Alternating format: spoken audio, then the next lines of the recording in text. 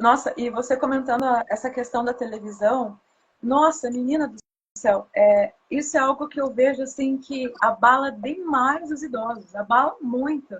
Porque como a gente vive numa época de muito sensacionalismo nas mídias, né? Sim. Então, por exemplo, quando eu vou atender os idosos na parte da fisioterapia domiciliar, eu vejo assim, eu acabo sabendo de notícias que eu nem queria saber, assim, coisas assim É, de tragédia, porque é o que eles assistem durante o dia. E muitas vezes eu falo eu procuro falar, olha, para os filhos, né, se puder alterar, tirar esse jornal, colocar uma musiquinha para ela, em vez de colocar. Então, muitas sim. vezes a gente vê que os filhos, principalmente filhos cuidadores, para não terem que se preocuparem, e eles preferem deixar os idosos no sofá o dia todo, assistindo as notícias que falam de crimes, de mortes, de coisas assim, que só deixa aquele idoso muito mais temido. Então, aí como que a gente vai conseguir convencer um idoso de sair de casa se às vezes o próprio filho deixa a mídia ali para ele assistir, tudo bem, mas é o que é disponível. Poxa, mas então coloca uma série, coloca uma música, coloca um show ao É, vivo, nem que seja um show lá de mil. Hoje tem no YouTube. Coloca no YouTube, sim, conecta na nossa televisão, coloca YouTube coisas que era da época dela que trazem prazer para ela.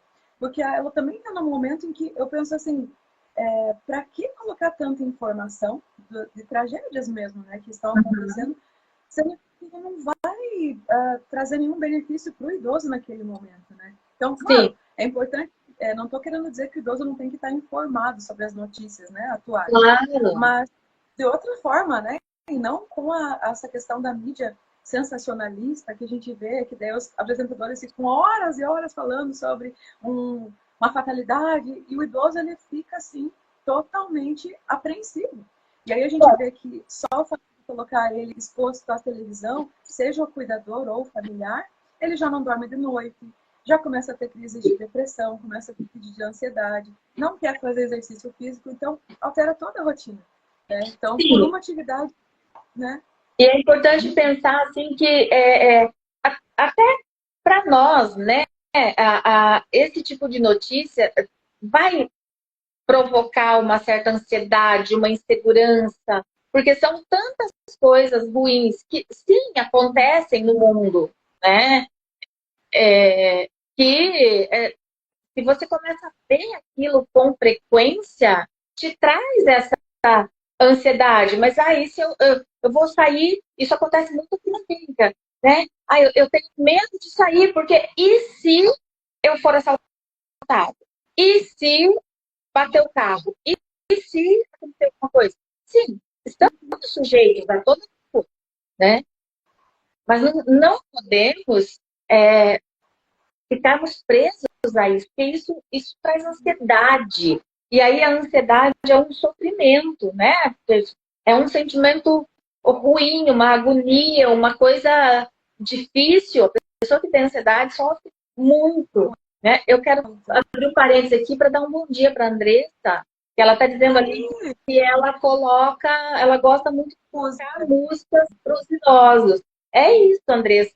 Muito bem, parabéns. É uma excelente opção, né? Uma excelente alternativa para fazer com que eles passem momentos melhores aí, que eles estejam mais ativos, né? Mesmo que seja um idoso que não deambula, né? Que fica lá mais sentadinho na poltrona, ou às vezes na cadeira de rodas, mas está ali, tá, mexer um bracinho, né? Mexer a cabecinha e fazer ali uma brincadeira legal para tirar o foco daquela pessoa de que está ali sentado numa poltrona inútil, né? Porque eles têm esse sentimento de inutilidade. Eu sou inútil, eu não sirvo para mais nada, agora eu só sirvo para dar para filhos e despesa, né?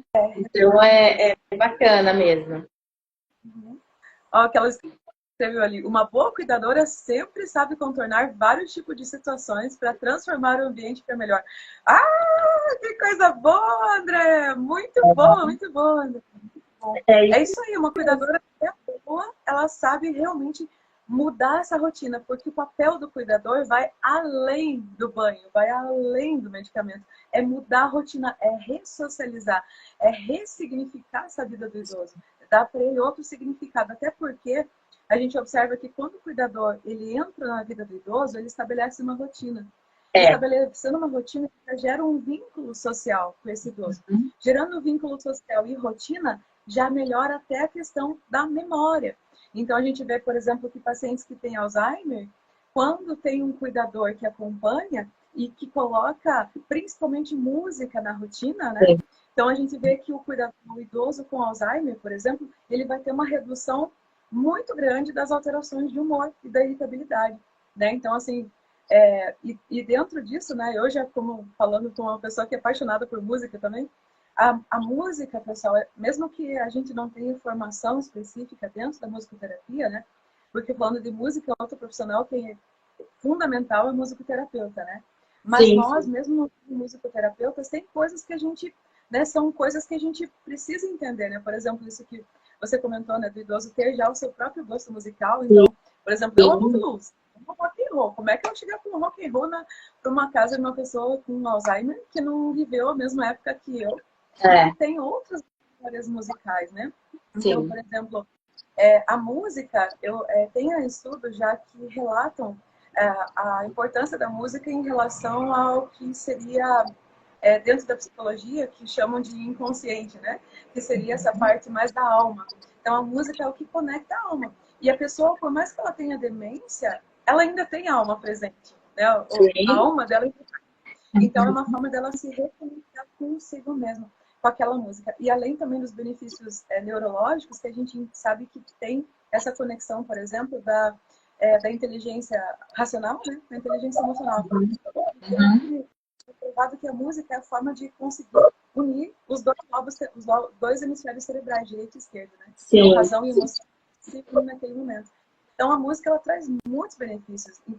Então, o cuidador que, ao invés de ligar a televisão, desliga a televisão e coloca uma música que seja do gosto do idoso, ele está promovendo até uma neuroplasticidade naquele momento. Tanto tem estudos, teve um vídeo que eu vi vez de um neurologista americano que ele utilizou a terapia, né, a musicoterapia, o musicoterapeuta, colocou a música que o idoso com Alzheimer escutava antes, que ele era inclusive cantor de jazz.